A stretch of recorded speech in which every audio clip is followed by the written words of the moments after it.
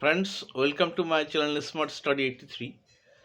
আজকে যে বিষয়টি নিয়ে আলোচনা করব সেটা হচ্ছে মাধ্যমিক পরীক্ষা 2025 10 তারিখ, ফেব্রুয়ারি 10 তারিখ অনুষ্ঠিত হতে চলেছে।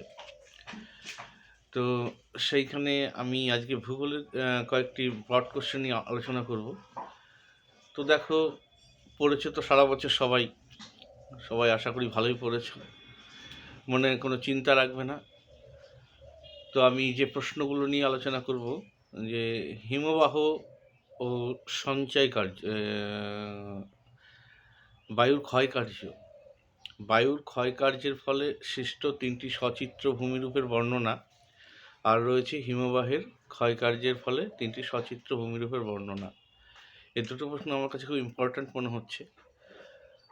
আর যেটা মনে হচ্ছে, উত্তর ও দক্ষিণ ভারতের নদ নদীর তুলনা, পূর্ব ভারতে ইস্পাত শিল্পের কেন্দ্রীকরণ, আর যেটা রয়েছে জনসংখ্যা বন্টনে তারতম্যের কারণ, উষ্ণতার তারতম্যের কারণ, যে কোনো একটা ফসলের অনুকূল ভৌগোলিক পরিবেশ, যেমন ইক্ষু, কার্পাস, পাট, এই জাতীয় যে ফসলগুলো রয়েছে, তুমি ভূগোলে ফলো করবে তোমরা।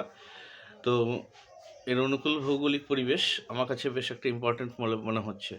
ঠিক আছে, তো এই কয়েকটা প্রশ্ন তোমরা দেখেছো। আমি নেক্সট ভিডিওতে অন্য সাবজেক্টগুলো নিয়ে আলোচনা করব। ঠিক আছে, সবাই ভালো থেকো।